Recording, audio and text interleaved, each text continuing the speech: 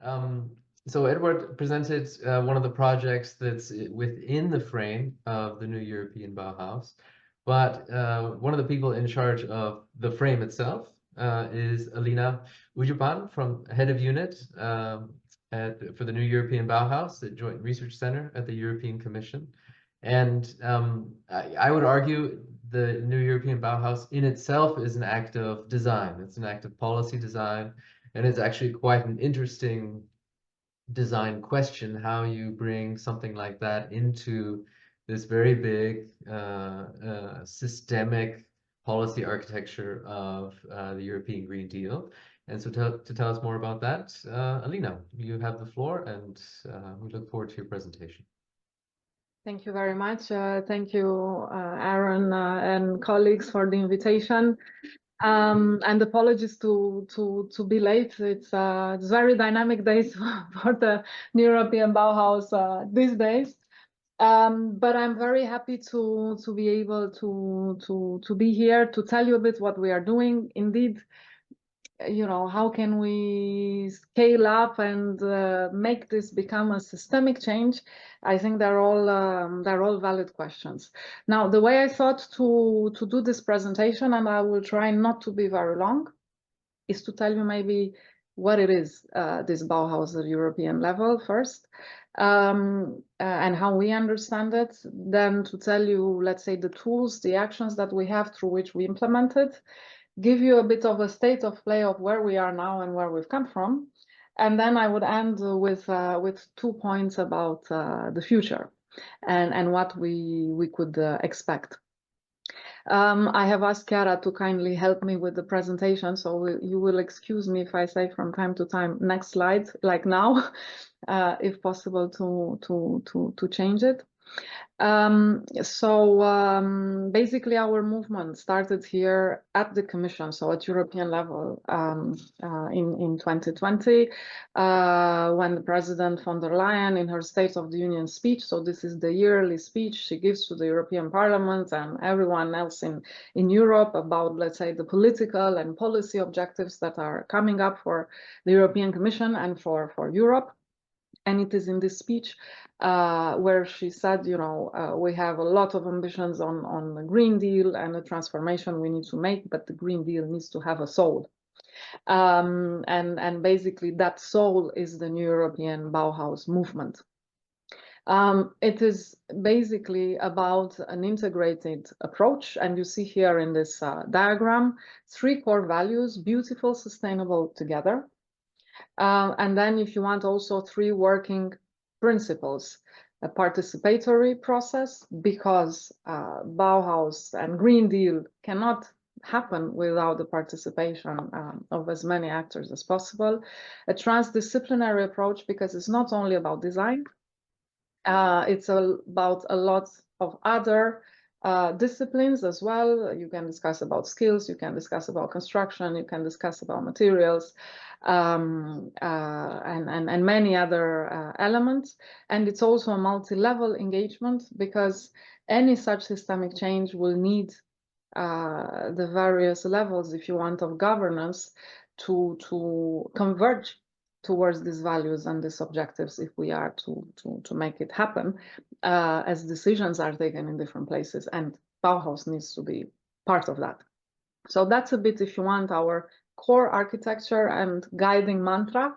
If we move to the next slide, maybe to explain to you more why we need the new European Bauhaus. And how the president also came to this conclusion. And I think we see it even more now as we go ahead with this ambition. It is not enough to be sustainable for it to make for this transformation to happen. You need the people to believe in it. You need communities to assume it. You need such solutions to be affordable.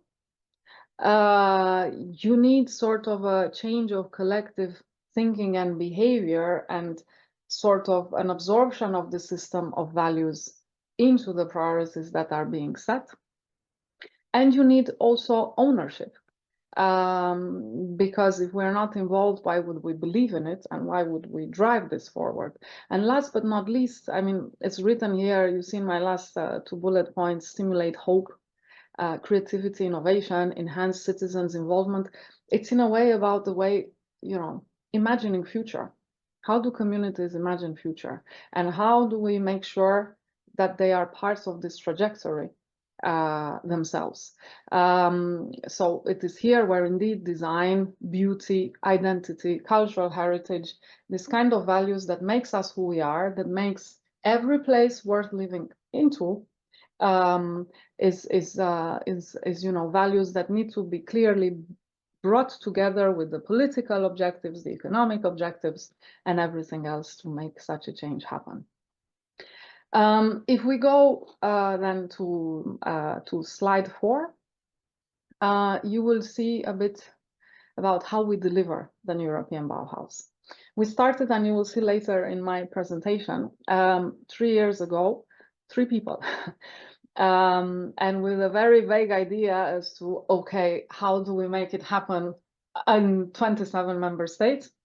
Even I think the question, how do we make it happen here in Brussels, was a challenge at the time. So we had a big co-creation process. And from there, through this, consultation with everybody, we've identified also the ways of delivering. Now, one thing before I go through them, for you to also notice or to know, is that they are not set in stone. So you will see this is an initiative that is very dynamic, is exponentially growing.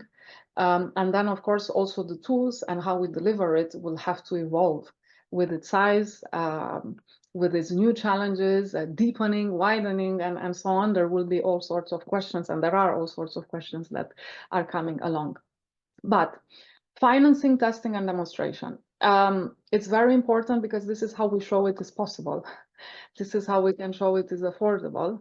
This is how we can, help communities, people, decision-making, mayors believe that this can happen to your city or to your neighborhood. We also do a huge amount of work here, and my team is very busy with that, to integrate NEB objectives in European programs. And what we have managed so far to achieve, and it's probably the best initiative securing that so far in the European context, we have 9 European programs that are financing the European Bauhaus. So they range from research and innovation, cohesion policy, Erasmus, single market program, for example, an action on affordable housing, you name it, digital Euro program, even the digital angle is part of it. And that's a way also of making sure that whatever policy we develop at European level, and whatever we invest in with European money, that this is at least taken on board, at least to some extent, and with the potential to grow even further. Then standards and guidelines. I think standards, it's a bit of an ambitious wording, but what we have noticed is that outside the converted and the convinced, there is a big world to which we need to explain what the Bauhaus is. But even more important, how can we operationalize what is sustainable, beautiful together? So it is from this angle that we are working on a number of, let's say, policy tools to help that happen. We have a labeling strategy that would help architects and construction companies see what that means, for example, in construction sectors and when taking such a project. We are working now with the European Investment Bank, and we will publish later this spring investment guidelines for investors to see the added value of NEB projects and how they could judge that when they are faced with an investment potential or opportunity.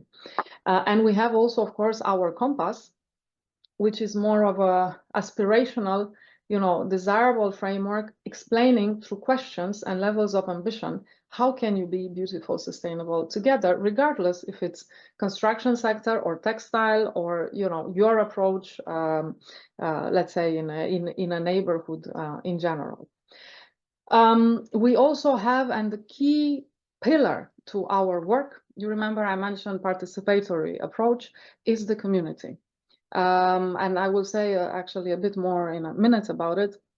We have 1,100 members now. There are members with subscription, non-profit organizations, as well as companies who are willing to adhere to the principles of the New European Bauhaus, but they are not there just to adhere. We have a platform, it's called the NAB Lab, which allows bottom-up ideas to emerge. We facilitate people finding partners, ideas seeing the light of day. We give feedback also on the, let's say, NAB character of projects. So there is an entire soul of the Bauhaus movement that is on the ground, that is actually growing, and that is very active. And clearly with the community and outside of it, we have also quite a lot of activities on raising awareness, on mobilization, to communicate about the Bauhaus and show indeed what it can do. Now, if we move to the NAB Lab, I mentioned it briefly. So the next slide, Chiara, thank you very much. Okay, no, I don't have here. Sorry, I forgot. I had also maybe a slide to exemplify to you what this means in terms of community before I move to the lab. This is now the map of NAB projects on the ground. These are not all the NAB projects that exist. These are mostly projects that we have through New European Bauhaus prizes. So it's prizes through which we recognize, as was the case with the TOVA project that you saw before, where we recognize original European Bauhaus ideas that are happening towards Europe. There are also projects that are financed with various, let's say, with some of the European funding. But what you do not see here is projects with private investments, is projects at national level. We are in the process of building all this database. I could say that, you know, for a 3-year-old movement, we are quite dense in Europe, and it's a good sign and encouragement for us to go further in this. Next slide then, Chiara. Yes, the NAB Lab. So what I told you about the bottom-up ideas that emerge from our community, you have here 10 big initiatives that our communities, members of our communities proposed. I will not present you all of them because they are quite a lot, but maybe just to pick out of that the actions for Ukraine. Because as it happens, the New European Bauhaus is something that inspires also the Ukrainian government and people in our community, including members of our high-level roundtable, to encourage reconstruction based on European Bauhaus values. And we are very proud to note that, for example, the Ukrainian government in their DREAM tool, which is a tool to finance and give subsidies for reconstruction, our compass, so our 3 values are part of the, if you want, the voluntary standards that people can use if they want to go one step further in reconstruction. They will also have, they are building, let's say, a roundtable, a group of experts to advise the government, because it's important, especially, you know, after war and in such a dreadful situation, that when you reconstruct, the spirits of the people, the communities, they are part of it. The cultural heritage is not lost, but valued even more. And that indeed, you know, what if reconstruction happens, that is, of course, also done with the best environmental considerations in mind. But if any of you has any questions of any of the additional or initiatives that you see here on the slide, I mean, I'm also happy afterwards to provide more information if needed. And then if we move to the next slide, you will see here, yes, this is what I said in the beginning, you will see where we started and where we arrived. And that's a bit the New European Bauhaus wave, which we hope, you know, it can become even a tsunami at some point, leading change. It is just to give you a sense of, you know, our progress and how far we've been growing in terms of, as I said, the members of community reach. You've seen the dashboard with examples of projects, but I would say also deepening this movement, because we worked also on standards, we worked also on, you know, dynamizing the community, and we see that there is more and more interest for it. And now if we go to the next slide of the presentation, just to say, you know, okay, this is where we are today, but is there any place for us tomorrow? And clearly, I mean, what we have seen also, let's say this year, you know, in climate terms, we are making a lot of efforts, but we see the curves are still there and not reassuring. When we look at the construction sector, we are really falling under the competitiveness of China, for example, in terms of R&I investments. You know, we are far from that. Our construction sector still produces 1/3 of wasted water and of waste in general. And then also we see that the citizens, the people, there is a disconnect that is growing. And of course, the challenges of COVID, Ukrainian war, pressure on the energy prices, and what we have experienced in this last years is unprecedented. And at the same time, of course, let's say from Brussels and from the European Union side, there's always been this desire to, you know, lead and bring things together around our ambition that we all subscribe to. At the same time, there has been a disconnect. There has been a lot of disinformation. And this also happens because people are somehow, because of daily challenges, because of the need to deliver fast, because of XYZ issues, many times are not on board, not integrated into these changes. And even if maybe it's not enough just to consult, is how you move one step further and become part of it. And because of this, clearly the new European Bauhaus approach and what we have seen in the projects that we have so far is that indeed there are ways to do this better. And of course, we have to look at how we scale this up and how we make this even more appealing. So in my next slide, and I think it's even, yeah, let's say the last slide more on policy, and then we will conclude. What we have been working very hard on this year is to try and see how we can secure for the Bauhaus movement a sort of a policy framework that is multi-annual and that allows us to move into a more mature phase, reaching all 27 member states and having a more systemic approach to it. So what the Commission and now has been discussing with the member states and has been endorsed also in December with a formal vote to take place in March normally, is a new tool which is called the New European Bauhaus Facility. It's an investment program which will have two components. There will be a research and innovation pillar of it, and there will be a rollout deployment pillar of it. We will have also a transition phase now in 2024 towards this tool. It's the first multi-annual, if you want, support tool of the European Bauhaus. It will have a budget of around, depending on, let's say, final negotiations, but around 120 million euros per year for research and innovation activities. This research and innovation activities will concern probably three areas: circularity and materials, local democracy and involvement of community, and the development of new business models that value this kind of principles together with the rest. And then, of course, there is a rollout component where we are now discussing with colleagues from other DGs in the Commission, so Director Generals in the Commission, to see their programs, how they can support rollout. There is a huge role of cohesion policy, and they are already doing a great job. There is a lot of projects that member states have decided to finance. And then, of course, we are discussing also with the member states authorities, and there will be a long 6 months consultation process coming up now to see indeed how we operationalize this to produce a roadmap for implementation for the next 3 years, ranging from R&I to testing, deployment, scaling up solutions across Europe. And this is supposed to give us, if you want, at least the necessary core framework to go ahead in the next 3 years.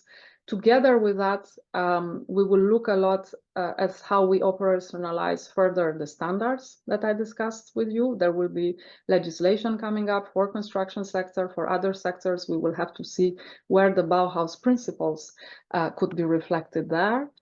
And then if you want, a third work range will be to even enhance further the community participation and co-creation in everything that we will do. So there too, we will have a reflection process, to take stock of what we have done in these 3 years and how we need to adapt now that we are growing even further. And that would be on my side on, let's say, policy. I think I have one more slide on a festival. Yes, which is here is just to raise awareness of this. We have the New European Bauhaus Festival that is taking place from 9 to 14th of April. It's the event of the New European Bauhaus. It takes place every 2 years. Feel free to join us. You will see soon we will have I think as of 18th of February, we will have a website. On our website, you will find the link also to register to the event. It will be a very rich event ranging from debates to exhibitions. We will have a fair, including on the textile side with New European Bauhaus focused solutions. There will be also a cultural part, so the fest part. And of course, we would be very happy to see as many of you there. And I stop here to leave also time, of course, for our discussion. Thank you very much.